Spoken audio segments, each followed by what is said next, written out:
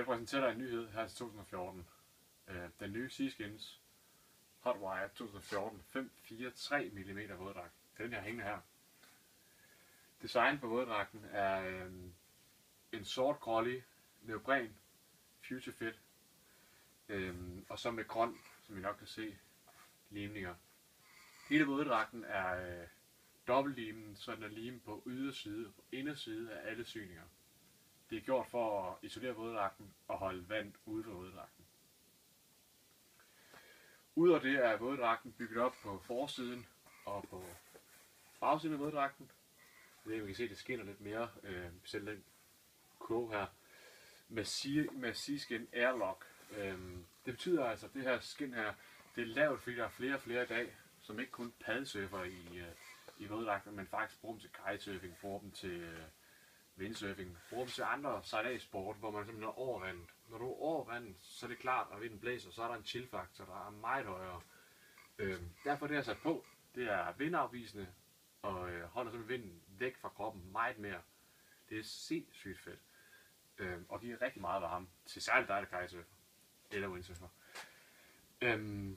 Selveste ærmerne er syet ind nede omkring håndledene, en lille syning ind for at gøre den strammere, så der ikke kommer vand ind, hvis du måtte falde, eller hvad du gør ved vandet. Selveste knæene er lagt knæpuder på for slid selvfølgelig. Det er ret lækkert, så holder den længe. Bagsiden er der lavet fleksibilitetszoner. Jeg ved ikke, om det kan ses på videoen, men fleksibilitetszoner igennem, så det er meget lettere at lige få kørt op og ned i knæ, hvis du vil.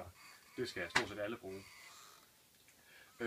Future Fit neoprenen, som våddragt bygget op i, det er utrolig stretchy neopren, altså noget utrolig fleksibel. Det den gør selvfølgelig, det er at gøre våddragten lækkere på, fleksibel, bevægelig. Den gør også, når du tager den her våddragt på og bruger den et par gange, 3 gange i vandet, så bliver den her våddragt der så malet på kroppen. Den bliver simpelthen fuldstændig tight-siddende, men sindssygt lækker her på. Det er virkelig en god fornemmelse at den på. Til våddragten. Yes. En af de ting, Seaskins også havde i 2013, som de selvfølgelig har ført igen til 2014, det er der Sigma-Zip lynlås.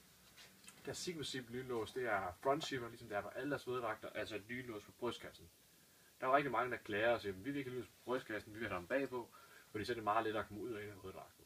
Yes, men har du lynlåsen bag på ryggen, så kommer der også meget lettere vand ind i våddragten. Det er det, vi gerne vil forhindre. Derfor har vi front zip. Så er der nogen, der løser det problem med at komme ud og ind af våddragten. Nogle mærker, der løser det ved at åbne op for graven her, kan man sige, hvor man kan tage hele stykket, når du tager den af, tage hele stykket hen over hovedet.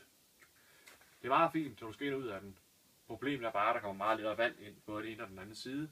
Så kommer der løse vand ind, og så har du ligesom en våd våddragt, og ikke så varm og isolerende våddragt. Det vi har løst her ved det, er, at når du tager den af, så er det ligesom syet i et stykke hele vejen ud. Altså aflappen, den er syet i et stykke. Det betyder, at når jeg sætter her ned om min skulder, jeg kan forestille dig det, man kan demonstrere det på en video. Men jeg sætter ned om min skulder, nu kan vi se ligesom et stykke heroppe og åbent, ligesom andre våddragter. Men der var aldrig nogensinde, fordi den er syet i et stykke, kunne komme vand ind over fra siden. Det vil sige, at når jeg lukker den op igen her, så lukker jeg fuldstændig tæt herover, og der kommer altså ikke vand ind. Det er en Future Seaskins opfundet, som de har tændt på, og det er sindssygt fedt. Gennemført igen. Yes. Indersiden af ham her, våddragten, det er jo det, vi alle sammen snakker om i dag. Det er det der uld. Hvad er det for noget? Det er uld i våddragterne. Det er sindssygt fedt. Det er helt nyt. Seaskins efter 2 år. Det er dem, der kører glatten, dem, der har det. Uld her, det er vandafvisende. Vandafvisende gør, at din våddragt den er tør 15-20 minutter efter brug, også om vinteren. Du kender selv, skal ud og surfe, skal ud og bruge din våddragt dagen efter igen, du skal dykke, så er det fedt at have en tør våddragt på. Det er ikke rart at få en våddragt på, og slet ikke om vinteren. Så sindssygt fedt til det formål. Anden sindssygt fedt ting ved det, det er at gøre våddragten meget varmere. Det tillader dig at have en våddragt på, der er 1 mm tyndere end normalt, og stadig samme varme. Altså, bruger du normalt en 5-4-3 våddragt, så kan du sagtens bruge en 4-3 våddragt. Og stadig have samme varme i den. Det er klart, at når du går ned i den brede tykkelse, så får du også mere stretchy våddragt end mere fleksibel våddragt. Altså, du kan tage en 5-4-3 hotwire våddragt på, bruge den hele vinteren med garanti, som kitesurfer, blandt andet windsurfer.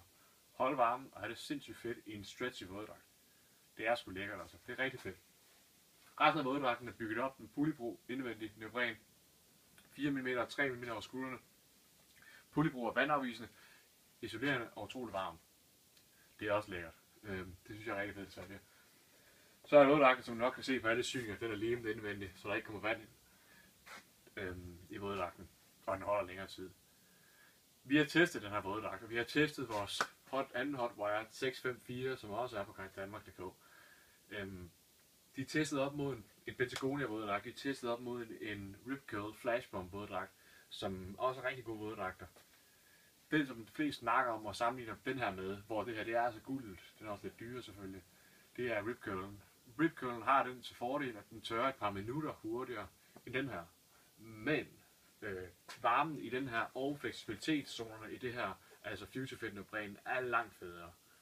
Så er der igen det med skinnet på våddragten udvendigt, som Seaskin til komme med til 2014, som er vindafvisende. Så er du over vandet og bruger den her i vind, så er det her et klart bedre valg end alle andre våddragter. Så vi anbefaler sådan her som den bedste våddragt vi har haft, den bedste våddragt vi har prøvet, men den her er det ikke et problem at komme ud og surfe om vinteren, så er altså ingen undskyldninger mere. Og du kan da få den fleksibel, så du går ned i 5.3'er, det er jo sindssygt fedt. Men på sidste ude, hej!